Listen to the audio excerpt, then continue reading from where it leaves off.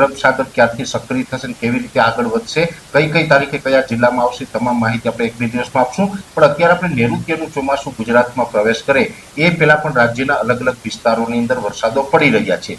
જેમાં આપણે ખબર છે કે જ્યાં વરસાદો પડી રહ્યા છે એકાદ તાલુકામાં હોય, 2-5 ગામની અંદર હોય, આવા વરસાદો છે છેલ્લા એક અઠવાડિયાની અંદર છૂટાછવાયા ઘણી જગ્યાએ નોંધાયા છે. અને એ વરસાદ પણ સામાન્ય વરસાદ નથી, ઘણી જગ્યાએ 2-2.5 ઇંચ ને કોઈ જગ્યાએ 3 ઇંચ સુધીના પણ વરસાદો પડ્યા. એટલે એટલું કહી શકાય કે નૈઋત્યના ચોમાસા પહેલા વાવણી લાયક વરસાદો પડ્યા છે.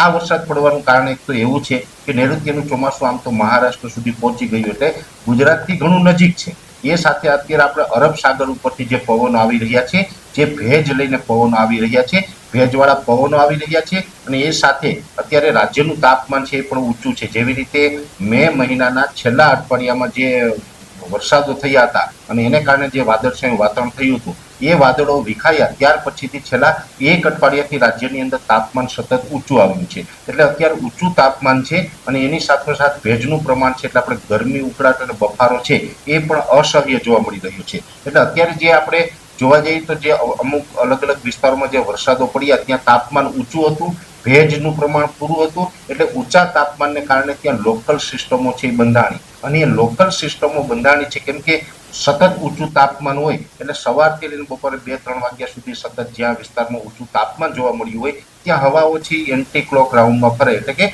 ઘડિયાળની વિરુદ્ધ દિશામાં ફરે, અને ત્યાં પછી ભેજ એકઠો થાય ને એકઠો થયેલો ભેજ હોય એ થોડા વિસ્તારની અંદર વરસાદના રૂપમાં અસર કરે. એટલે કે 2-5 કિલોમીટર કે 10 કિલોમીટરના એરિયામાં એ અસર કરે અને એમાં તીવ્ર થંડરસ્ટોર્મ એક્ટિવિટી થઈ એટલે ગાજવીજ સાથે ભારે વરસાદો નોંધાયા છે. એટલે છૂટાછવાયા વરસાદો જે નોંધાયા છે એની અંદર ખાસ કરીને અત્યાર સુધી જે આપણે ઊંચું તાપમાન અને ભેજવાળું વાતાવરણ હતું જેને કારણે આપણે લોકલ સિસ્ટમો બનીને એને કારણે છૂટાછવાયા વરસાદો નોંધાયા છે. જોકે હવે એ છૂટાછવાયા વરસાદો જે નોંધાયા હતા એમાં પણ આજથી રાહત મળી છે. આજે 9 તારીખ છે, આજથી રાહત મળી છે. જોકે હજુ પણ આવનારા દિવસમાં એ રાહત મળી છે એટલે વિસ્તારોની દ્રષ્ટિએ અને તીવ્રતાની દ્રષ્ટિએ રાહત છે. છતાં પણ છૂટાછવાયા કોઈ જગ્યાએ હળવા ઝાપટાઓ છે એ હજુ પણ ચાલુ રહી શકે છે. ખાસ કરીને 10, 11, 12 તારીખમાં પણ છૂટાછવાયા વિસ્તારમાં હજુ પણ વરસાદની સંભાવનાઓ રહેલી છે. એટલે ખાસ કરીને આજના વિડીયો અંદર આપણે એ જ સમજાવવાનો પ્રયત્ન કરવાનો હતો કે નૈઋત્યના ચોમાસા પહેલા વરસાદ શું કામ થયો, એના જે આ વૈજ્ઞાનિક કારણ હતા મેં આપણે સમજાવવાનો પ્રયત્ન કર્યો.